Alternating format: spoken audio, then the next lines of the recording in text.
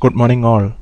In this session, we are going to discuss about the basics of Android operating system and Android SDK. What is Android? As all of you know, Android is an operating system that is mainly designed for mobiles, touch screens and tablets. Android is based on Linux kernel. Android is an open source operating system developed by OHA, Open Handset Alliance, that is led by Google and other companies. Java language is mainly used for writing the Android code. Open Handset Alliance is a consortium in charge of Android smartphones operating system. Open Handset Alliance is established in 2007. As you already know, OHA is established by Google. OHA is a consortium of 84 companies such as Google, Samsung, Intel, etc. that is led by Google. The main goal of OHA is to develop open standards for mobile devices. The OHA's main product is the Android platform, which is the most popular smartphone platform in the world. Open Handset Alliance members are primarily mobile operators, handset manufacturers, software companies, commercialization companies, and chip makers. The goal of OHA is to develop open standards for mobile devices and promote innovation in mobile phones and to provide a better experience for consumers at a lower cost. Android was built as a stack of software components, and it contains the layers such as applications, middleware, and Linux kernel. This figure illustrates about Android architecture. Android architecture is actually divided into 4 layers. Android runs on the Linux, so our first layer would be Linux kernel. So as you can see at the bottom, our first layer is Linux kernel. And at the top, you can see our layer is application. Application layer contains the application UI, that is interface like WhatsApp, Facebook, browser, home, phone, everything we can see on Android is actually present in application layer. So right below the application layer, there is a layer called application framework layer. This layer contains the application components such as content providers, activities, activity managers, intent filters, etc.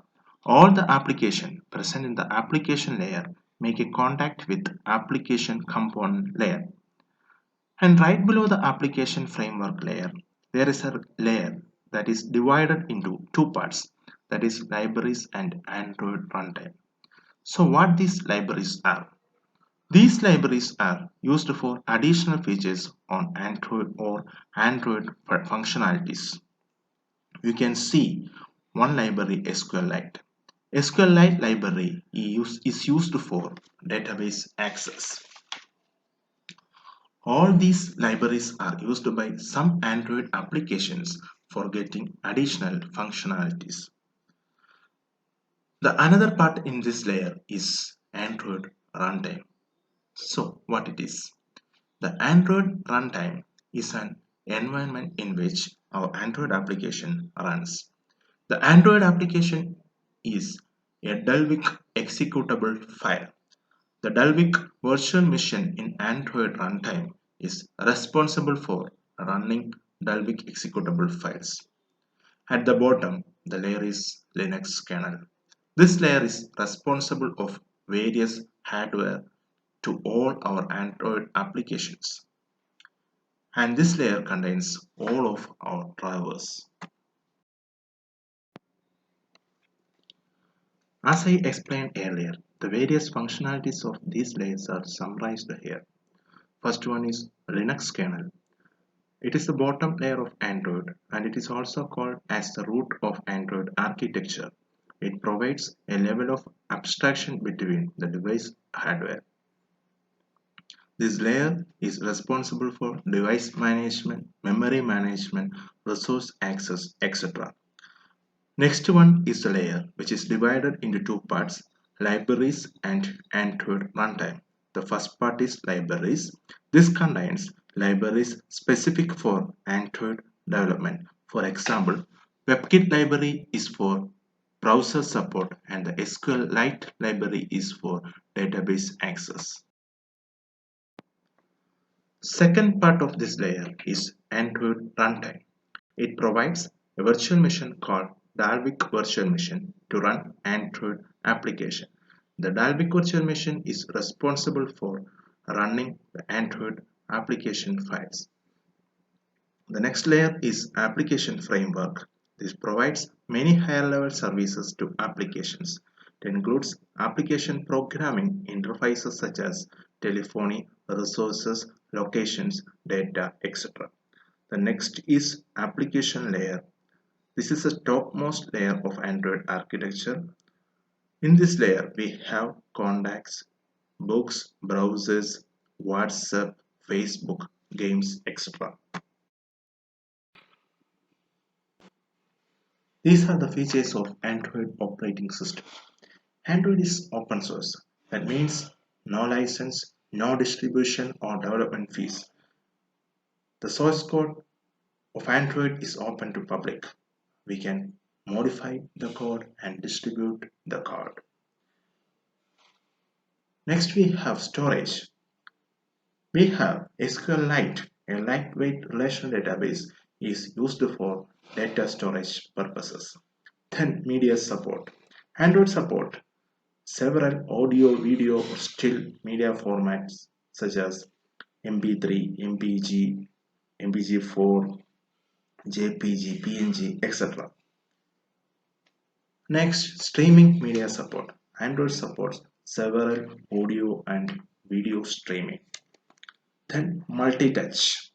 Android has native support for multi-touch, which was initially made available in handsets such as HTC Hero. Then web browser. The web browser available in Android is based on the open source WebKit layout engine. Then video calling. Android support video calling through WhatsApp, Facebook, Google Duo, etc. Multitasking. Multitasking of application with unique handling of memory allocation will be existing in Android. Then accessibility. Built-in text-to-speech is provided by TalkBack for people with low or no vision. Then voice-based features. Google search through voice has been available since opening release of Android. Then external storage. Most Android devices include microSD slot and can read microSD cards formatted with FAT32, ext3 or ext4 file system. For developing the Android applications, the supporting operating systems are Windows, macOS, and Linux. The Android applications are developed using Java language. So, before developing an Android applications, we have to install the Java development kit.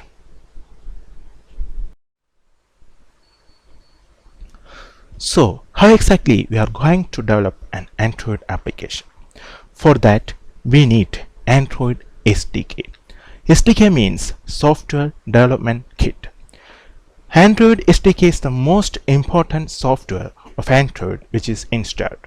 The Android SDK is a set of development tools used to develop applications for Android platform. This is mainly used by Android application developers to develop Android applications. Android SDK contains development tools like compilers and debuggers. And next we have the libraries. We are using the libraries for integrating the maps and variables, etc.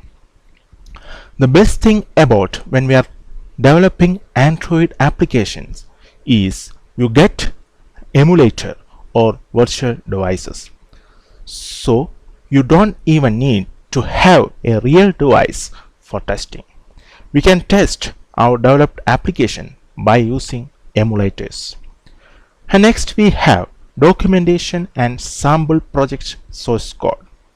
The documentation and the sample source code are available in developers.android.com. This figure illustrates the Android SDK contents. The Android SDK contains the debugger, libraries, emulators, documentation, sample code, and the tutorials.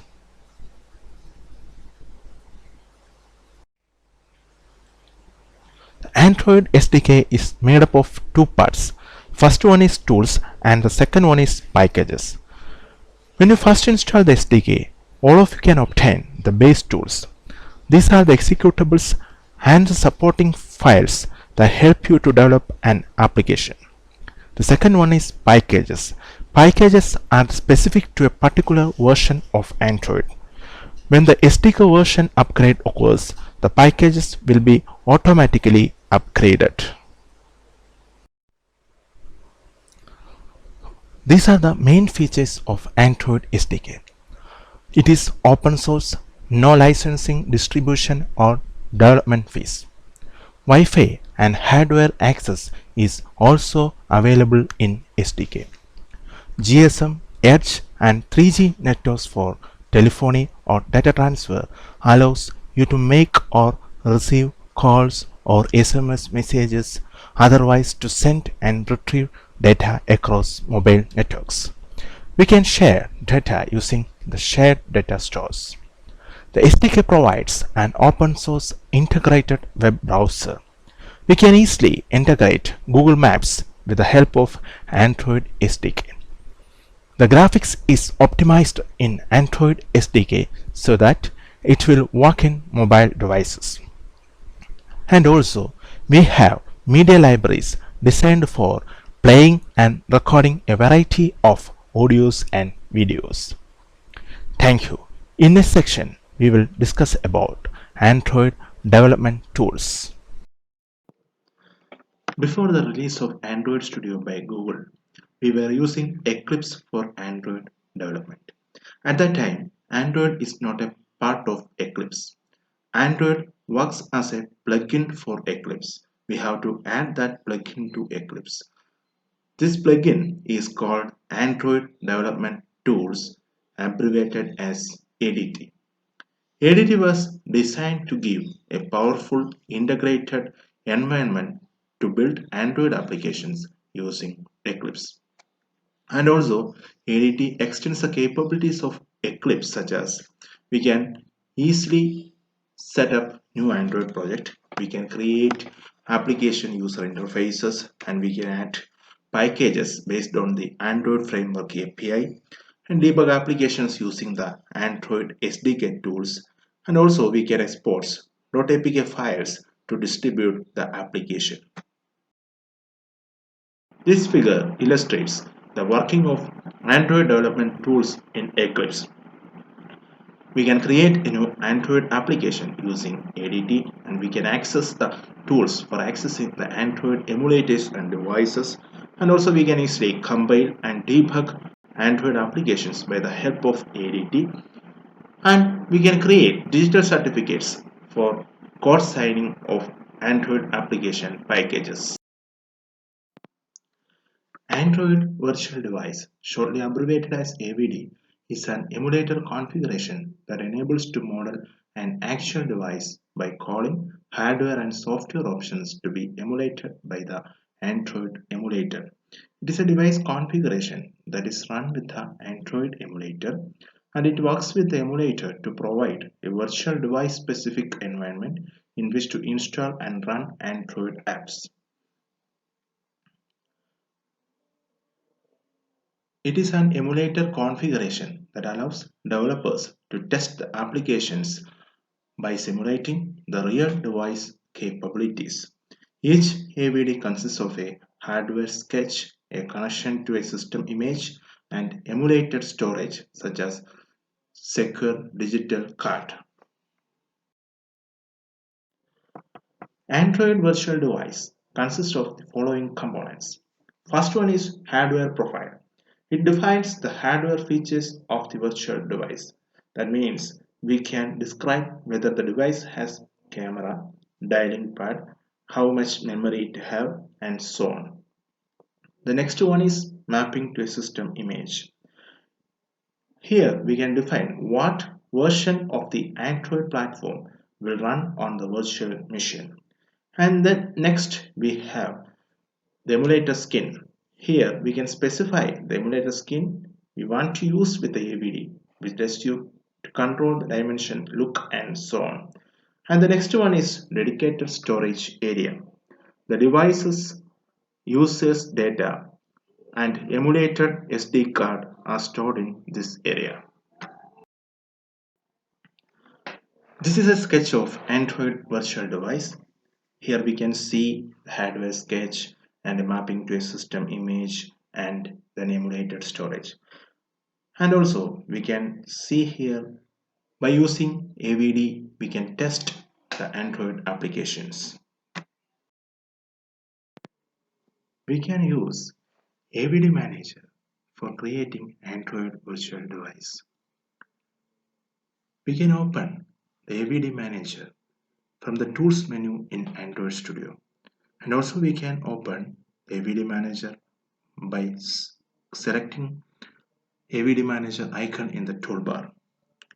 After opening the AVD Manager, we can see our virtual devices. Here we can see tablet device, Android TV device, automotive device, Pixel device, etc. Here, Pixel 3 API 28 is used as our mobile virtual device. We can add another virtual device by clicking Create Virtual Device button. Okay, this session is completed. Please go through it and study well. Stay safe and take care. Thank you.